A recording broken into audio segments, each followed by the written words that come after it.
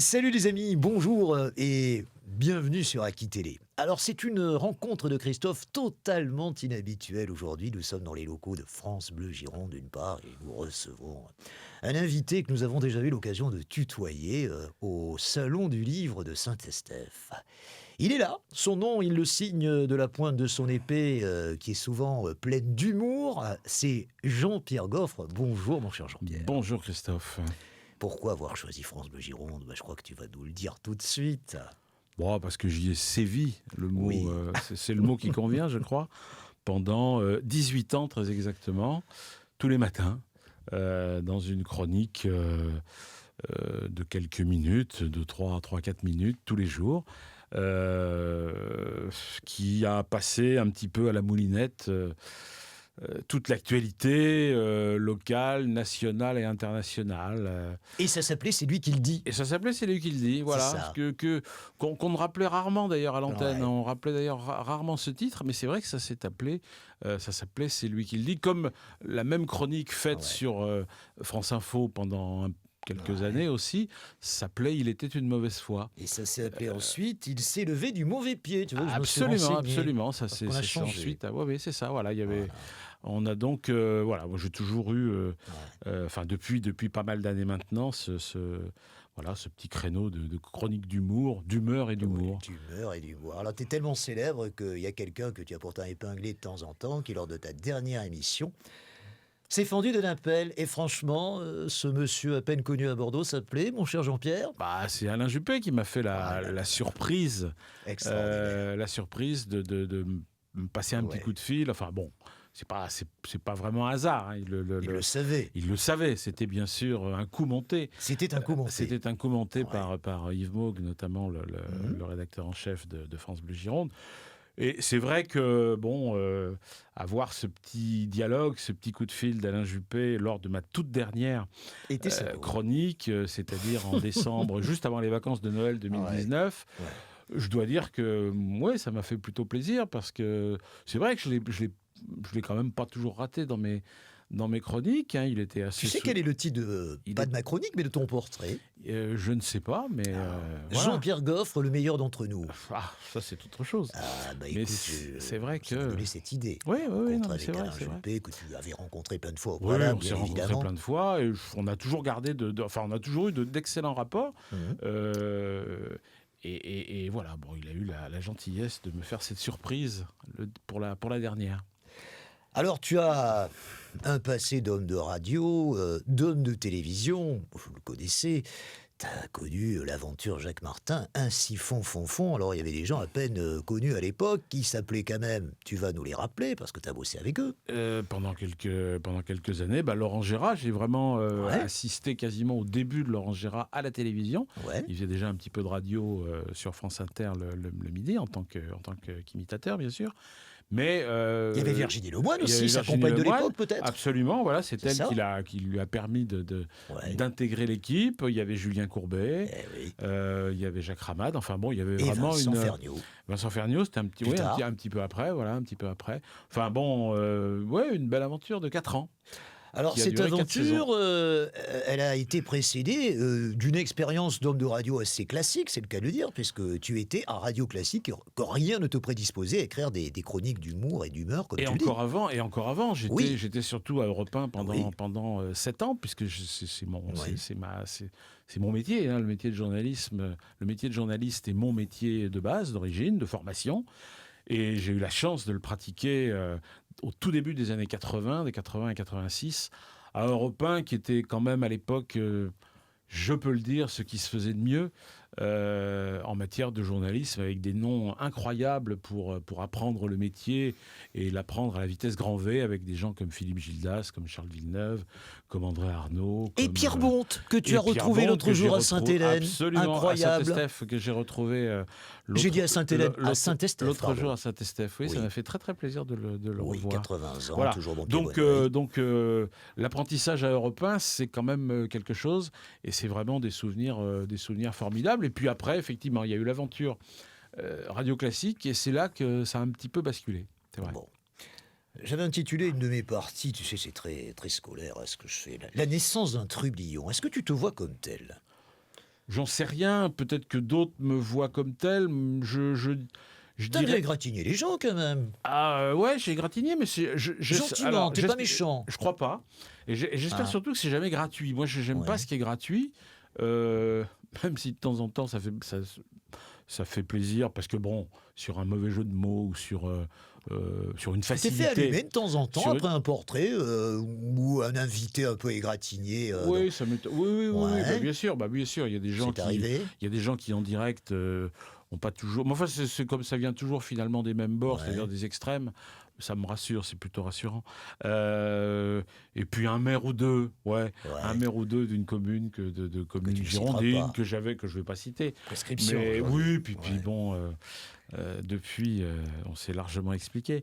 Voilà, mais sinon, non, je crois que j'ai plutôt, j'aime le faire. Effectivement, pour dire des choses d'abord, que ça soit, oui, je disais que ce soit pas gratuit, que ça permette de faire réfléchir les gens, un petit peu, en disant qu'ils se disent, bah tiens, oui, j'avais pas vu les choses comme ça, et vu sous cet angle, c'est vrai, ça me permet de réfléchir, de voir ces choses différemment, et d'y réfléchir un petit peu plus. De manière critique. Parce qu'on se pose toujours la question, j'ai écouté tes chroniques, c'est quand même plus facile pour moi de faire cette émission, après les avoir écoutées il y a quelques années. D'où te venait ton inspiration, en fait? C'est une question qu'on m'a souvent posée et à laquelle je suis incapable de répondre. Tu les écrivais, bien sûr, elles étaient écrites. Alors, c'était un produit frais, c'est-à-dire écrit le matin. Le matin, donc pour un passage... Quelle était ta journée idéale? Vers 8h moins le quart ou 8h15, ça dépend. Il y a eu deux horaires, il y a eu deux horaires différents pour la chronique. Ça veut dire un réveil un petit peu tôt quand même. T'es arrivé du Médoc ou tu étais à Bordeaux? Ça dépend. Il y a eu plusieurs périodes. Il y a eu quand j'étais en Médoc, avec un des moments où je pouvais difficilement venir le matin. J'avais une ligne Numéris tirée à mon domicile qui me permettait de faire la chronique de mon bureau à 3,50 m de ma chambre. Donc, bilan carbone 0, j'en suis assez fier. Tu observais la vie locale, tu observais... ça reste au départ un métier de journaliste. C'est-à-dire, c'est une forme d'exercice particulière du journalisme, ça j'en conviens. Mais le point de départ, c'est le même, c'est l'observation de l'actualité. Donc la connaissance de l'actualité, l'observation de l'actualité, l'observation des acteurs qui font cette actualité, essayer de comprendre les phénomènes qui se passent, que ce soit dans le domaine... Je parle localement, mais c'est aussi nationalement ou internationalement. Comprendre un peu l'économie, la politique, le social, l'environnement, le sport, la culture... Bon, tous les domaines dans lesquels on donne de l'information finalement et sur lesquels on peut jeter un regard critique et un regard décalé et caustique. Alors, une chronique, comment ça se détermine ?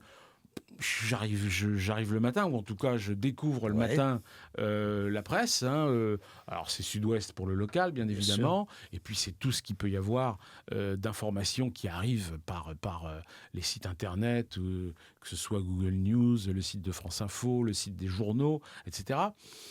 T'avais une obligation de 5 minutes, c'est ça? Ouais, à peu près. Autour de 3-4 minutes, allez, 4 minutes. Ouais. Ta réplique était-elle la même sur France Info et France Bleu Gironde? Tu faisais deux chroniques différentes. Deux chroniques différentes. Celle de France Bleu Gironde était toujours vue à travers le prisme local. Celle de France Info était bien sûr le prisme national. De manière nationale ou internationale. Mais le principe reste toujours le même, c'est-à-dire trouver dans l'actualité soit le grand sujet dont on parle, et sur lequel tout le monde se focalise et apporter un éclairage différent, ou alors au contraire quand il n'y a rien de vraiment marquant ou des choses un peu molles.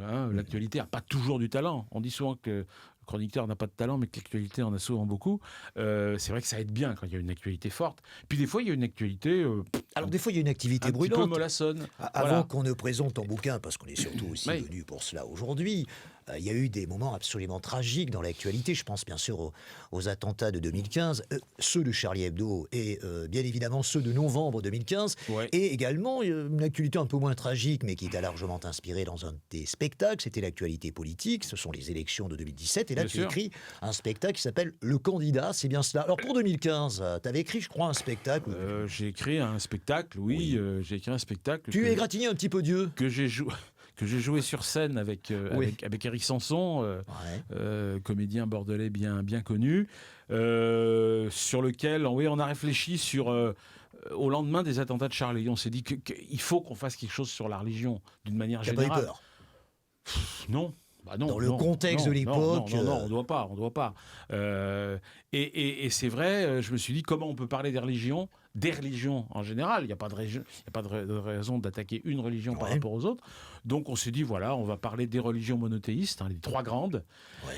Mais comment en parler sans les citer? Et quel fut l'accueil du public à l'époque? Plutôt bien. En 2016, donc, je suppose. 2015, même fin 2015. Et on l'a joué au lendemain aussi des attentats de novembre, au lendemain du Bataclan. On était en pleine représentation le soir du Bataclan.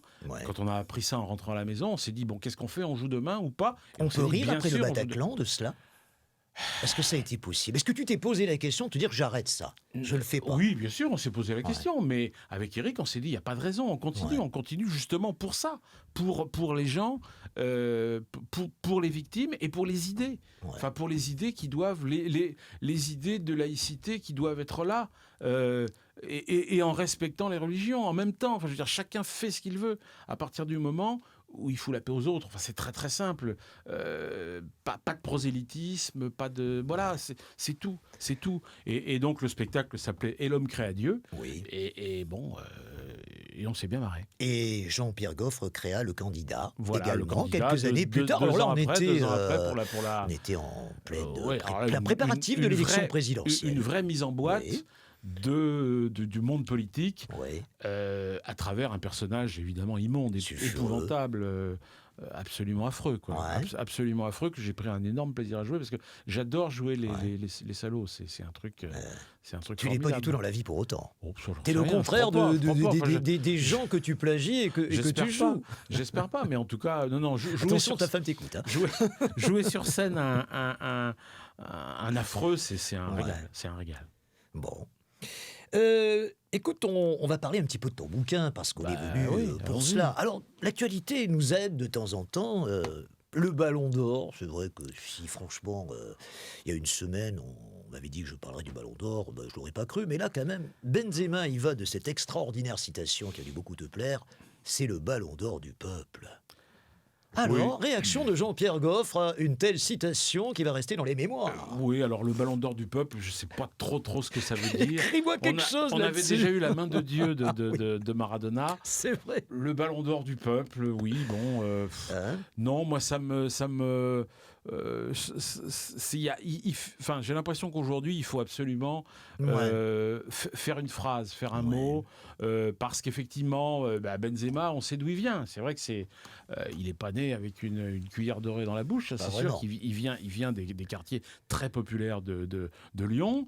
Mais en même temps, quand tu portes un costard à 3 000 €, est-ce que tu peux parler du Ballon d'Or du peuple le soir même de la remise de la récompense? Je me pose juste la question. Oui, ça fait partie de ces nombreux paradoxes.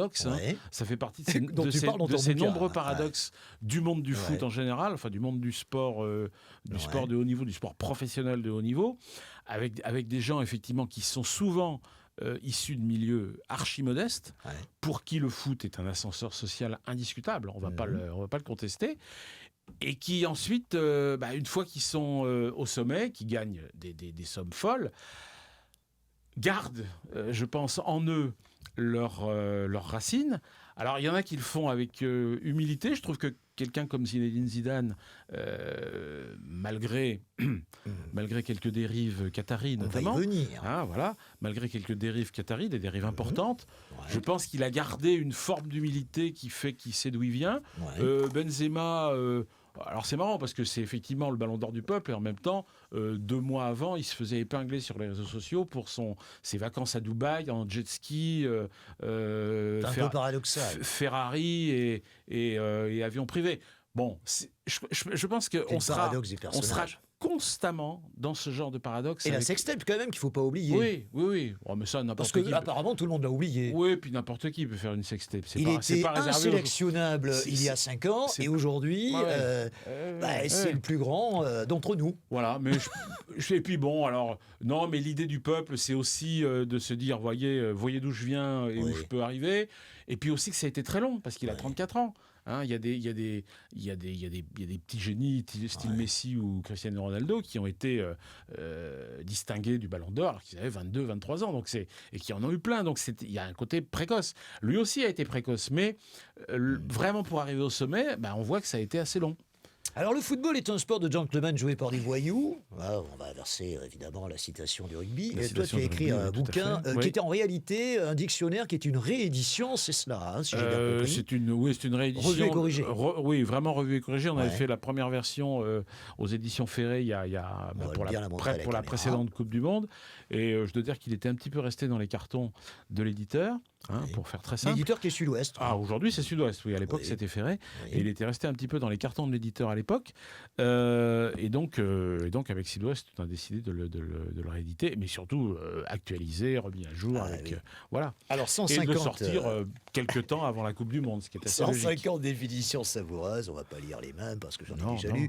Mais la Coupe du Monde quand même, qui va démarrer au Qatar dans un mois. Oui.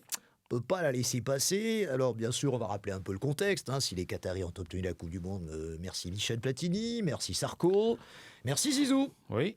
On est d'accord, à peu près. À peu près. Bon, je résume un petit peu. Alors, qu'est-ce que tu nous dis de la Coupe du Monde à la page 49 ? Les pays eux-mêmes s'entre-déchirent pour obtenir le droit d'organiser la compétition. L'attribution de l'organisation ne répond qu'à des critères strictement sportifs. Rire. Et un peu économique aussi, sans qu'aucun autre élément n'entre en ligne de compte. C'est pourquoi la Coupe du Monde 2018 a eu lieu en Russie. Rire. Et celle de 2022 s'est déroulée au Qatar. Rire. Certains mauvais esprits voient dans ces deux attributions la main de la corruption, dans la culotte des joueurs. Quelle honte de penser ça. C'est du pur Jean-Pierre Goff, ça. Bien sûr. Cynique à souhait. En tout cas, oui, en tout cas décalé, oui, c'est clair. Alors cynique, je sais pas, mais c'est vrai que manifestement, on nous prend vraiment pour des imbéciles. Là, c'est le cas. Là, c'est. Tu boycottes ou pas ? Quand on explique qu'il y a vraiment que des critères purement sportifs et un peu économiques, il faut quand même arrêter. Tu boycottes ou pas ? Je boycotte. Tu vas regarder ou pas ? Je vais pas y passer beaucoup de temps. Ça m'étonnerait. Non, vraiment. Mais c'est d'une manière générale. Je l'ai déjà dit. Je regarde de moins en moins le foot d'aujourd'hui. Mais tu l'as beaucoup regardé. Je l'ai beaucoup regardé. Moi, je suis un gamin des années 60-70, donc nourri vraiment. Je me souviens des années 60 où l'équipe de France était au fond du seau, mais vraiment, quand on ratait toutes les... Bon, il y a eu la qualification à la Coupe du Monde 66 où on n'a pas fait grand-chose. On a raté la Coupe du Monde 70-74. C'était vraiment nullissime. Et puis à partir de la fin des années 70, c'est remonté avec l'arrivée de Kovacs, etc. Enfin, les passionnés de foot connaissent le truc. Bien sûr, Stéphane. Il y a eu évidemment Saint-Étienne, l'épopée de Saint-Étienne que moi j'ai suivi en tant qu'ado. Voilà, ce foot-là, évidemment, il a été enthousiasmant jusqu'au crève-cœur de 82, la demi-finale de Séville, le France-Allemagne que tout le monde connaît et dont je parle dans ce dictionnaire à travers l'article Schumacher que je conseille. Oui, bien sûr. Voilà. Voilà, ça c'est mon foot à moi de jeunesse. Et puis c'est vrai que Jean-Pierre, les années tapis et la suite, moi ça m'a pas plu du tout. On va faire un petit peu de pub à France Bleu Gironde parce que quand même ils ont tous les soirs 100% rugby. Oui. Et 100% foot. De 18h30 à 19h, tout à fait. 100% foot, c'est Dominique Bourdeau qui présente ça. Tout à fait. Et de temps en temps, il y a Arnaud Carré, qui est le journaliste proté, qui au départ a commencé par le foot ici, tu le sais. Le Nantais, je crois qu'il est Nantais, et qui aujourd'hui commente merveilleusement le rugby. Absolument. Alors, on va les remercier de cette façon-là. Il faut écouter cette émission, je le fais très souvent, et c'est vraiment de très très grande qualité. Il y a des invités de tout premier ordre, et j'imagine que tu écoutes toi aussi. Ça m'arrive. Et tu as même été invité, il n'y a pas si longtemps. Il n'y a pas très longtemps. Et tu as été invité, me semble-t-il, avec le mec de France Foot. Avec Gérard Regenès. Le mec de France Foot. Non, Gérard Regenès. Le mec de France Foot, c'est le mec qui est quand même une une référence en matière de journalisme foot. Il était le rédacteur en chef. Il était entre autres le rédacteur en chef de France Foot. De France Football. Ouais, c'est ta tasse de thé, ta tasse de... Oh là là, tu vois, j'ai fait une contre... Ta tasse de thé, ta tasse de thé, bien sûr. Mais ça, tu l'aurais bien aimé, celle-là. Que France Foot ou plutôt l'équipe? Si je dois en garder un, c'est quand même SoFoot. Ouais. SoFoot. Oui, SoFoot, c'est quand même un esprit plus décoincé. Bon. Plus décoincé. Alors là, pour le coup, très décalé. Et en même temps... très informés et très bons sur le fond. Ils vont chercher des sujets absolument incroyables. Alors tu sais, avant qu'on laisse la parole à quelqu'un que tu as vu rentrer dans le studio à l'instant, qui va nous dire tout ce qu'il pense de méchant sur toi, on va quand même parler de la solitude de ce mec qui est tout seul dans un but, tu sais, qui s'appelle le gardien de but. Oui. Alors le mec, il s'emmerde un peu, tu sais. Alors, il lui arrive des pensées de temps en temps. Qu'est-ce qu'il dit? Est-ce que j'ai bien fermé le gaz avant de partir au stade? Dimanche prochain, c'est l'anniversaire de ma femme. Qu'est-ce que je vais bien pouvoir lui offrir pour pas me faire engueuler comme la dernière fois? Tiens, cette semaine, dit le gardien de but, j'irai faire laver le 4-4. Faudra que je demande une prime au président. Ça fait 3 matchs que je n'ai pas encaissé de but. Ah, si seulement le coach pouvait arrêter de titulariser Mourant Verdier en stopper. C'est un gros con en plus. Il saute toujours à contre-temps sur les corners. Pas mal la petite photographe derrière mon but. Je me la brancherai bien à la mi-temps. Hein. Bonjour Yves Mogg. Bonjour. Bonjour. Et bonjour Jean-Pierre. Et bonjour Yves. Rédacteur en chef de France Bleu Gironde. Dis-nous tout le mal que tu penses de Jean-Pierre Goffre. Ça part mal. Ça part mal. Non, moi je veux saluer d'abord la longévité de Jean-Pierre dans l'exercice de la chronique, parce que moi c'est ce qui m'a toujours le plus impressionné dans ce qu'il faisait, c'est que allez, rebondir sur de l'actualité de manière un petit peu décalée, une fois, 2 fois, 3 fois, ok. 300 jours par an. Pendant 18 ans. Pendant 18 ans. Et on s'emmerde jamais. Ça tient de l'ascétisme. Voilà, on va dire les choses. Non, mais c'est voilà, la face cachée de... C'est ce côté. Alors, nous, j'allais dire, mon rôle à moi, c'est de choisir un peu qu'est-ce qu'il va y avoir dans la matinale de France Bleu Gironde, quels sont les sujets qu'on va mettre en exergue, etc. L'actu est pas franchement rigolote. Non. La plupart du temps. Donc c'est vrai que d'avoir une bulle un peu d'oxygène comme ça dans la matinale, ça faisait du bien. Mais effectivement, cet oxygène-là, il fallait qu'il aille le puiser tous les jours. Et je pense que c'était pas simple. C'est-à-dire qu'il faut être très, très honnête. Hein. Il y a des jours où on n'est pas bon. Enfin, je veux dire... Alors, j'allais te poser la question. Tu es un homme du vignoble. Est-ce qu'il s'est bonifié avec le temps comme le vin du Médoc moi, j'ai pas connu les débuts, alors je peux pas dire. Hein, je suis là que depuis 12 ans. Donc, oui, enfin, en 2003. En 2003, alors, on a des... Oui.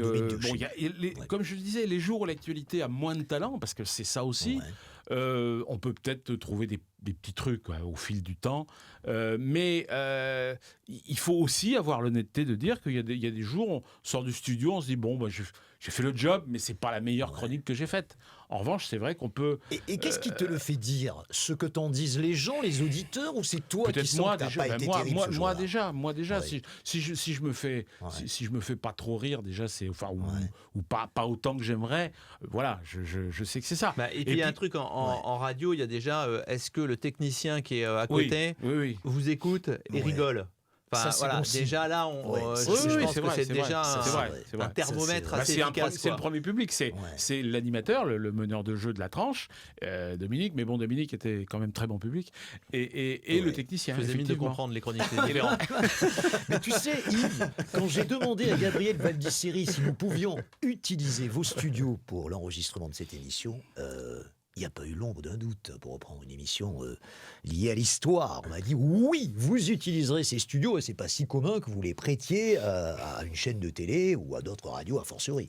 Voilà, vous nous avez offert ce privilège. Très honnêtement, Jean-Pierre quand même fait partie des personnalités qui ont marqué l'antenne de France Bleu Gironde, parce que effectivement alors 18 ans déjà, c'est pas rien, mais au-delà de ça, c'était un rendez-vous qui était attendu par les auditeurs. On sortait effectivement, alors l'horaire a changé, mais je me souviens là, sur les dernières années, à 8h15, 8h10, 8h15. On sortait d'un moment d'actu qui est le 8h, qui est quand même une édition importante pour nous, qui est pas forcément la plus rigolote.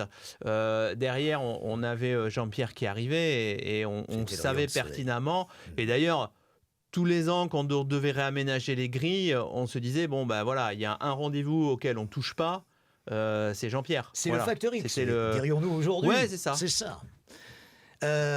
Dis-moi, Yves, s'il avait connu la période de la Covid, qu'il n'a pas connu malheureusement, qu'est-ce qu'il aurait pu dire? Il aurait pu en dire des choses. Un tout petit peu. Il est revenu un petit peu pendant la sortie de ma tanière.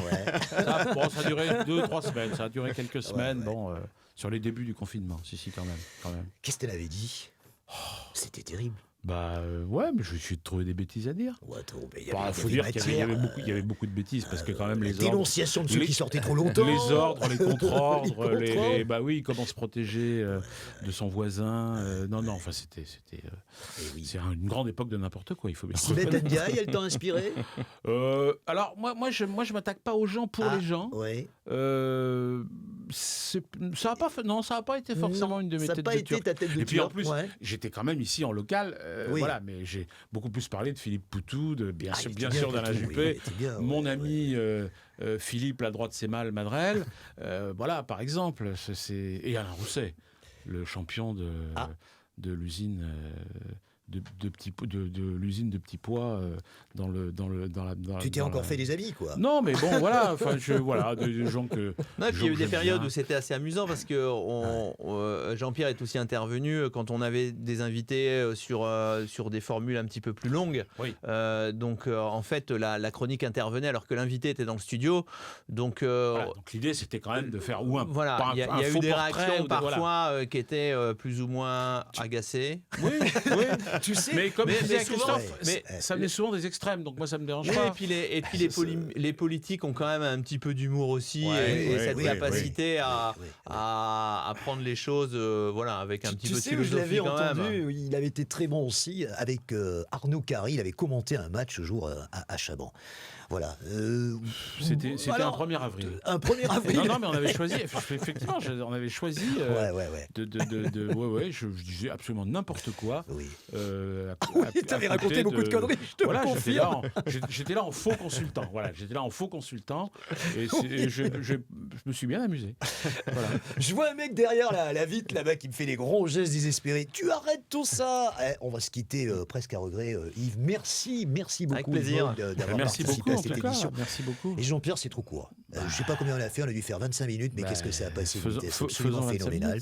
Alors écoute, mon ami, on va faire la pub de ton bouquin parce qu'il le mérite vraiment. Football pour rire. Alors c'est aussi une collection parce que tu as écrit notre bouquin. Alors c'est une collection donc aux éditions Sud-Ouest. Oui. Le prochain parlera de rugby l'année prochaine, puisqu'il y a la Coupe du Monde de rugby. Attends, je résiste pas à la tentation, le rugby quand même. Merde. Il faut pas la laisser passer, le rugby. Non, parce que j'ai écrit rugby dans le foot. Oui. Et là, à partir d'une définition comme ça, il va falloir remonter la pente pour le rugby. Tout à fait. Une légende tenace veut que le rugby soit un sport plus intelligent que le foot. Pratiqué par des gens intelligents devant des supporters intelligents qui partagent leur bière à la fin du match sans se taper dessus. En fait, les apparences sont trompeuses. Comparer un joueur de rugby à un joueur de foot. Le premier termine son match avec les oreilles en chou-fleur, le nez en topinambour et les côtelettes quadrillées comme sur un barbecue. Tout ça avec une coiffure normale, un Renault Scénic et un salaire mensuel de cadre à la SNCF. Le second, pensez à Benzema, termine frais comme un gardon et coiffé comme un Vasarely, même s'il ne sait pas qui c'est, et rentre chez lui en Porsche. Cayenne, si possible, retrouver un top modèle pour un salaire quotidien de cadre à la SNCF. Cherchez l'erreur. On se demande bien qui est le plus intelligent des deux. Et ben voilà, on a tout dit avec ce portrait, les amis. Et après, il va falloir que je remonte la pente pour le rugby. Après. Bon, on était ravis de vous accueillir sur Aki Télé, les rencontres de Christophe. C'était exceptionnel aujourd'hui à France Bleu Gironde avec Yves Mogg, qui était notre invité indirectement, et surtout Jean-Pierre Goff. On a presque envie de dire, sous vos applaudissements, comme aurait dit le célèbre Jacques Martin, que tu regrettes évidemment, mon cher Jean-Pierre. Merci beaucoup. Merci beaucoup. Merci.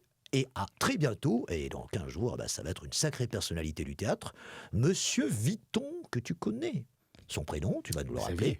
Xavier Vuitton, qui sera notre invité sur Aki Télé dans 15 jours. Vous en avez du bol, les téléspectateurs. À très bientôt, les amis.